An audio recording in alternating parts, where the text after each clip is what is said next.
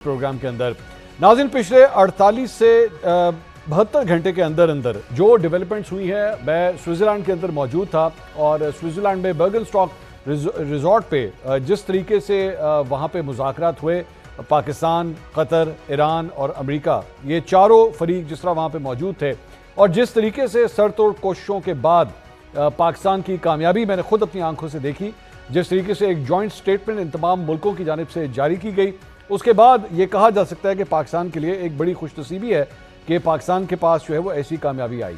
लेकिन हमने साथ साथ ये भी देखा कि इस सारे मामले के अंदर एक पर्टिकुलर एक ग्रुप था, एक ऐसी सोच थी जो बार बार इस मामले को जो है वो सबोटाज करने की कोशिश करता रहा, बार बार इसको मामले को डाउन प्ले करने की कोशिश करता रहा। कुछ का ताल्लुक भारत से था, कुछ का ताल्लुक इसराइल से था, लेकिन कुछ ऐसे भी अफराद थे जिन्होंने पाकिस्तान के ऊपर कीचड़ उछालने की भरपूर कोशिश की। लेकिन अल्लाह ताला करने वाला है और अगर वो ये फैसला कर ले कि कामयाबी जो है वो एक मुल्क के नसीब में आनी है तो कोई उससे छीन नहीं सकता। उसी की कंटिन्यूएशन में आज पाकिस्तान के अंदर ये मनाजिर हमने देखे कि मसूद पेज़ेश्कियान जो ईरानी सदर हैं, वो अमेरिका और ईरान की इस जंग को ख़त्म होने के बाद पाकिस्तान का उन्होंने चुनाव किया। पाकिस्तान वो पहला मुल्क है जिसका उन्होंने दौरा किया। अब आम तौर पे ये जो दौरे होते हैं वो शायद लोगों की नज़र में इतने अहमियत के हामिल ना हो, लेकिन मैं आपको इसकी इंपॉर्टेंस बता सकता हूँ कि मिसाल के तौर पे अगर कोई वज़ीर आज़म इलेक्ट होता है या कोई सदर मुमलिकत अपना ओहदा संभालता है तो उसके बाद ये नोट किया जाता है कि वो कौन सा पहला मुल्क होता है जिसका वो विजिट करता है। ईरानी सदर मसूद पेज़ेश्कियान ने पाकिस्तान का इंतखाब किया कि वो पाकिस्तान का विजिट करेंगे और उनके इस विजिट के दौरान जाहिर बात है पाकिस्तान ने जो रोल अपना अदा किया, जिस किरदार के ज़रिए ये जंग के अंदर जो एक जंगबंदी हुई, अमन कायम हुआ, ये बहुत ज़रूरी था कि पाकिस्तान की इन खिदमात को एक्नॉलेज किया जाता मेरे लिए। लेकिन सबसे बड़ा सवाल ये है कि जहाँ पे अमेरिका की जानिब से एक्नॉलेज किया जाता है, ईरान की जानिब से एक्नॉलेज किया जाता है, ये दो बड़े ममालिक जो आपस में जंग कर रहे थे उनकी जानिब से एक्नॉलेज किया जाता है, दो ऐसे मुल्क हैं, दो ऐसी एंटिटीज़ हैं जो कम अज़ कम पाकिस्तान के नाम लेते हुए या पाकिस्तान को एक्नॉलेज ना करने का फैसला करती है। एक है इसराइल और एक है भारत। लेकिन आखिर वो जो तीसरी एंटिटी है, वो तीसरा एक ग्रुप है ऐसे अफराद का, उनको क्या मसला है कि वो पाकिस्तान की इस कामयाबी के ऊपर जश्न नहीं मना सकते या उसे एक्सेप्ट नहीं कर सकते? क्या सिर्फ सियासी इख्तिलाफ की बुनियाद के ऊपर जो है वो आप पाकिस्तान के ऊपर भी जो है वो कीचड़ उछालने की कोशिश करेंगे? क्या ये कामयाबी सिर्फ इस वजह से एक्सेप्ट नहीं की जा सकती क्योंकि बरसरे इक़्तिदार एक पर्टिकुलर जमात है, एक पर्टिकुलर शख्सियत है, इस वजह से पाकिस्तान की कामयाबी को एक्नॉलेज नहीं किया जाएगा? और ऐसे मौके के ऊपर जब अगर पाकिस्तान को ये कामयाबियाँ मिल रही हैं, इंटरनेशनल सतह के ऊपर ये कामयाबियाँ मिल रही हैं, तो लोकल पॉलिटिक्स में भी, मुकामी सियासत के अंदर भी अगर ये दूरियाँ ख़त्म की जा सकती हैं, अगर एक जंग बंदी, एक फायर बंदी वहाँ पे भी अगर मुमकिन हो सके, तो क्या इस तरक्की की राह को या इस कामयाबी को डबल नहीं किया जा सकता? क्योंकि अगर आपके लोकल एंड के ऊपर भी चीज़ें ठीक हों, वहाँ पे भी अमन कायम हो, तो क्या बेहतरी नहीं आ सकती?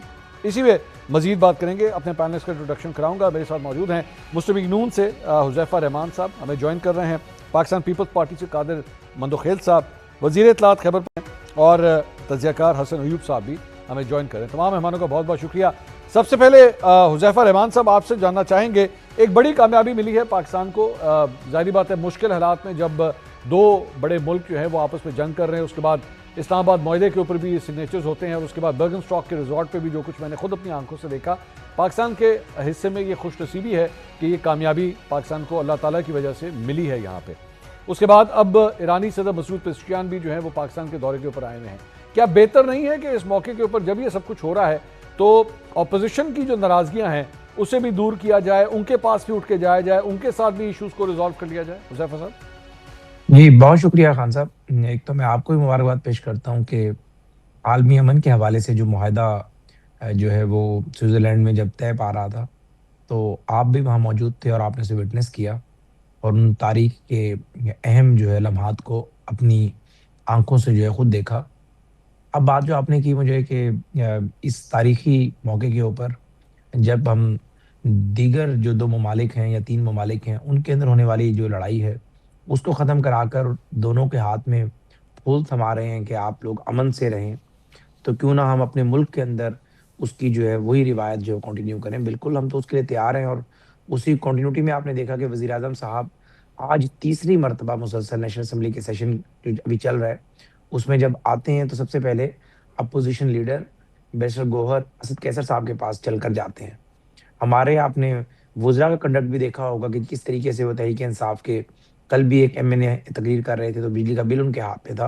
तो अवैस लगारी साहब खुद चलकर उनकी जो नशिस्त पर चले गए और उनसे वो बिल लिया, जो उनका मसला था, उन्हें यकीन कराए, इसे मैं हल कराता हूँ। गुज़ारिश ये है कि अगर तो पार्लियामेंट में जो मसाइल का सामना है पाकिस्तान तहरीक-ए-इंसाफ को या दीगर सियासी मामलात हैं, जो इन्हें मैंडेट मिला केपीके में, उसके हवाले से कोई इश्यूज़ हैं, बिल्कुल उन पर बात होनी चाहिए।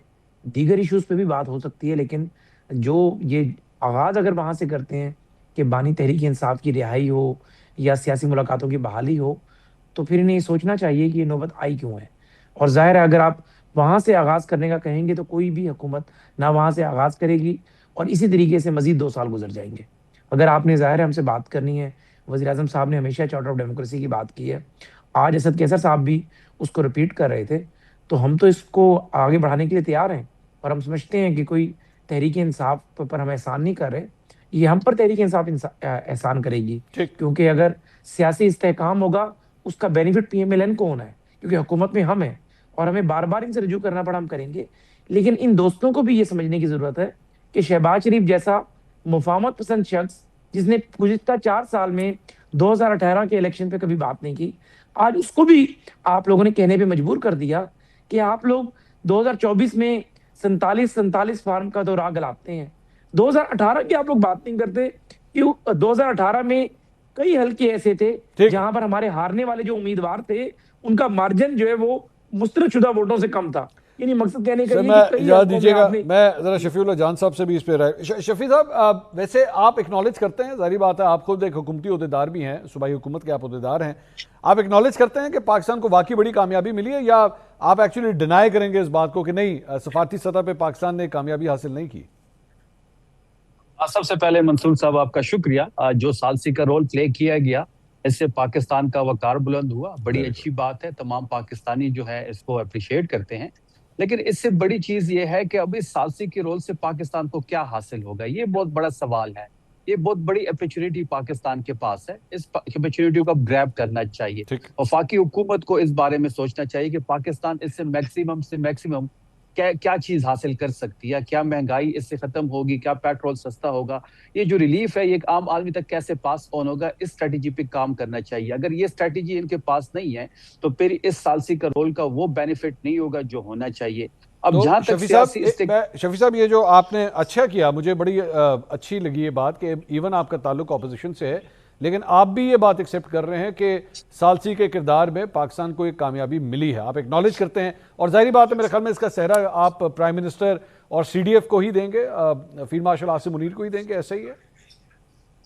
देखिए, मैं इसी पे आ रहा था मंसूर साहब, अगर आप मुझे 2 मिनट देंगे तो मैं सारी चीज जो है वो डिस्क्राइब कर पाऊंगा। जी जी। देखिए, अब एक आपने आप क्या सिफारती जो भी हुआ, जो भी सालसी का रोल प्ले किया गया, जिससे पाकिस्तान का इमेज बेहतर हुआ, तमाम पाकिस्तानियों को इस पे खुशी है। लेकिन इससे ज्यादा जरूरी दाखिली चीजें हैं। अब आपको दाखिली चीजों पे भी इस तरह नहीं हो सकता कि बाहर आप तो सालसी का रोल प्ले कर रहे हैं, जहां पे आपने ईरान और अमेरिका की सालसी का रोल प्ले कर लिया, लेकिन दूसरी साइड पे अगर आप देख ले तो अफगानिस्तान जिसका बॉर्डर बंद है और खैबर पख्तूनख्वा उससे इफेक्ट हो रहा है, वहां पे आप जो है वो मुज़ाकरात की बात कर ही नहीं रहे। फिर एक तीसरी जगह हिंदुस्तान के साथ आप ट्रेड की बात कर रहे हैं, लेकिन अफगानिस्तान के बॉर्डर को आपने बंद किया हुआ है। फिर इसके साथ साथ जो आपकी दाखिला सूरत हाल है कि एक सबसे बड़ी पॉलिटिकल पार्टी को जिस तरीके से आपने दीवार के साथ लगाया हुआ है, पाकिस्तान के सबसे पॉपुलर लीडर को आपने नाजायज तौर पे अगवा किया हुआ है। शफी साहब, आपके ख्याल में ये जो कुछ भी आप कह रहे हैं कि आपने अगर इंटरनेशनल सतह पे मफाहमत के जरिए इस मामले को अगर अचीव किया है, तो किसने किया है कि हम उससे बात करें? आपके ख्याल में उसको किसको एक्नॉलेज किया जाए? जाहिर बात है फिर ये जिम्मेदारी भी उन्हीं को ही देनी चाहिए ना। अगर वो इंटरनेशनली ये कामयाबी हासिल करते हैं तो लोकली भी वही कामयाबी हासिल करें। आपके ख्याल में किसे ये किरदार अदा करना चाहिए? देखिए, जिसके बैसाखियों पे ये 17 सीटों की हुकूमत कायम है, जिसके पास इख्तियारात हैं, जिससे पूछा जाता है हर चीज में। जब भी हमने इमरान खान साहब की बात की है तो हमने तो हुकूमत को बेइख्तियार पाया है। अब जहां पे इख्तियार है और जिसने ये रोल प्ले किया है तो उसी से बात होगी, क्योंकि एक तो एक आम फहम है, आम ज़हन ये बात मानती है कि आप बात या कन्फ्लिक्ट जहां भी हो या जिरगा जहां भी हो, आप बात उससे करते हैं कि जिसके पास इख्तियार हो। अब जिसके पास इख्तियार ना हो तो उससे तो बात नहीं की जाती। तो ये इख्तियार सर अमेरिका और ईरान किस तरह इसी वजीर आजम के इख्तियार को एक्सेप्ट कर रहा है सर? वो उनको तो एक्नॉलेज करते हैं कि हाँ जी ठीक है, ये शहबाज शरीफ साहब ने बड़ा रोल अदा किया। नहीं, उस मामले को आप पाकिस्तान की दाखिली सियासत से तो रिलेट नहीं कर सकते। ठीक है, आप माइक ले जाएं, आप पाकिस्तान की किसी कोने में भी चले जाएं और आप वहां पे पूछ लें कि पाकिस्तान में जो इस वक्त की हुकूमत है ये किसकी बिसाखियों पे खड़ी है, किसने इसको भर्ती किया है, किसने इनको बैठाया हुआ है, तो आपको सब पता चल जाएगा। बिल्कुल ठीक है। हसन अयूब साहब, ये आपने सारी ये गुफ्तगू सुनी है, आपके ख्याल में बड़ी कामयाबी तो सफारती तौर पे मिली है पाकिस्तान को, इसको तो एक्नॉलेज करते हैं, शफीउल्लाह जान साहब खुद भी एक्नॉलेज कर रहे हैं, लेकिन उनकी ये डिमांड दुरुस्त नहीं है कि अगर वहां पे अमन कायम किया जा रहा है तो भाई हमारे साथ भी अमन कायम कर लें, हमारे साथ भी इशूज़ को रिजॉल्व करें। देखिए, हुकूमत की जानिब से तो वाइट फ्लैग कई दफ़ा रेज किया गया, लहराया गया, लेकिन आगे से यानी पाकिस्तान तहरीक इंसाफ और अभी भी शफी जान साहब ने यही कहा कि वो हुकूमत से बात करने का फ़ायदा नहीं है, वो वहाँ बात करेंगे जहाँ पर ताकत है। अब ये मौजूदा हुकूमत को कहते हैं कि ये 17 सीटों की हुकूमत है, इससे बात करने का फ़ायदा नहीं है, लेकिन कहते हैं कि हमारी जिद्दोजहद जो है वो जमहूरी है। अच्छा, जमहूरी जिद्दोजहद के अंदर बात हमने जो है वो वज़ीर-ए-आज़म से या उनकी काबीना के अरकान से बात नहीं करनी, बात हमने करनी है इस्टेब्लिशमेंट से। तो फिर ये कैसी जमहूरी जिद्दोजहद है जिसमें बात आप इस्टेब्लिशमेंट से करेंगे? दूसरी बात ये है कि ये तो मौजूदा हुकूमत जो है वो तो बिल्कुल उसके पास कोई मकबूलियत नहीं है। बकौल पाकिस्तान तहरीक इंसाफ के दोस्तों के मकबूल तो पाकिस्तान तहरीक इंसाफ है। अब देखें ना जी, पिछले जो मंगल था उसमें 1 मिलियन मार्च जो है वो हो गया उनका, 10,000 लोग लेकर आने थे, लेकिन 10 लाख लोग आ गए अडियाला के बाहर। तो अडियाला की जो दरो दीवार थी वो लरस गई, और उस वक्त जो सुप्रीडेंट जेल थे उन्हें जनाब बुखलाहट का शिकार हो गए और उन्होंने कहा कि कोई हेलीकॉप्टर आए तो मैं फरार हो जाऊं। तो ऐसी सिचुएशन है, इतनी मकबूलियत है पाकिस्तान तहरीक इंसाफ की। और आज भी देख लें कि आज तो यानी 15 लाख से ऊपर का नंबर था कम अज कम। तो इतने बड़ा नंबर जब ये ट्रैक करने में कामयाब होते हैं तो फिर जाहिर बात है बार्गेनिंग भी करने की पोजीशन में है, फिर एस्टैब्लिशमेंट भी इनके सामने घुटनों के ऊपर आ जाएगी, वज़ीर-ए-आज़म भी जो है नाक से लकीरें निकालेंगे। यार अल्लाह का नाम है, आपको एक दफ़ा, दूसरी मरतबा, तीसरी मरतबा दावत मिल रही है, एक सियासी अमल में शामिल हों, जमहूरी अमल में आएँ, एक वर्किंग रिलेशन बनाएं, अपने लिए भी आसानी पैदा करें, अपने वर्कर के लिए भी आसानी पैदा करें और अपने सूबे के लिए भी आसानी पैदा करें और आगे बढ़ें, मूव ऑन। ये जिस जगह पर ये इनकी सुई फंस चुकी है वहां से ये आगे बढ़ते नहीं है, एस्टैब्लिशमेंट इनको मुंह लगाती नहीं है, हुकूमत की पेशकश को ये कबूल नहीं करते और फिर कहते हैं जी कि हुकूमत हमसे बात नहीं करती। तो मैं तो आई फेल टू अंडरस्टैंड कि क्या इस सियासी हिकमत अमली है, ये क्या विजन है। यानी इनके पास एक सोच नहीं है। कभी कहते हैं महमूद खान नचक से ये करेगा, कभी कहते हैं जी अलामा राजा नासिर अब्बास से ये करेंगे। मतलब जितने लोग हैं हर जगह जनाब इनके हर एक आदमी ने 1.5 इंच की मस्जिद बनाई है, कोई क्लैरिटी नहीं है, इजाज़त दीजिएगा कोई क्लैरिटी नहीं है। और मेरे ख्याल से इमरान खान साहब ने ठीक किया है जी, इमरान खान साहब ने ठीक किया है कि तमाम के तमाम जो बड़े ओहदे हैं वो अपनी पार्टी में से किसी को नहीं दिए। कौमी असम्बली का दे दिया महमूद खान को और सेनेट का जो है कायदे इस इख्तिलाफ को दे दिया उन्होंने अल्लामा राजा नासिर अब्बास साहब को, क्योंकि इनकी एहलियत ये थी और उन्हीं की, वो इनके कप्तान थे, वो पहचान चुके थे कि ये किस काबिल है। ठीक है, इस पे कादिर मंदुखैद साहब, ये जो कुछ भी हो रहा है आपके ख्याल में हुकूमत की कामयाबी है या आपके ख्याल में हुकूमत को अभी मजीद कुछ करने की ज़रूरत है जहाँ तक अभी तक ये अचीव कर लिया है? देखिए, हम चारों में खुश नसीब आप है कि आपने ये पीस टॉक और ये सारी बातें अपनी आंखों से देखा और कवर किया है। यकीनन पाकिस्तानी जंग के मैदान में जहां दुनिया में अपना नाम कर दिया वहां सफारती सतह पे भी उन्होंने अपना सिक्का मनवाया है। और ये जे डिफेंस ने तारीफ़ की है फील्ड मार्शल का कि ये एक बेहतरीन सफारतकार भी है। लेकिन साथ साथ जो शफी जान साहब बातें कर रहे हैं यकीनन उसमें वज़न है और कि जारी बात है इस पीस टॉक से हमें फ़ायदा होना चाहिए। यानी कोई जरगा कराता है, कोई इलाके का सरदार नवाब वो दो फरीकीन के बीच में है और वो भी कोई पैसों का अरबों खरबों का लेन देन हो, तो उस सरदार और उस मलक का भी ज़रूर कोई ना कोई असरा होता है, कोई ना कोई उनका कोई मामला होता है। और वो मामला सबसे बेहतरीन ये है कि आसिफ अली जरदारी साहब के दौर में जहाँ गैस की शॉर्टेज है और ईरान के बॉर्डर तक पाइपलाइन आ चुका है, उसको कंटिन्यू फौरी तौर पे करना चाहिए, बल्कि वज़ीर-ए-आज़म को ऐलान करना चाहिए।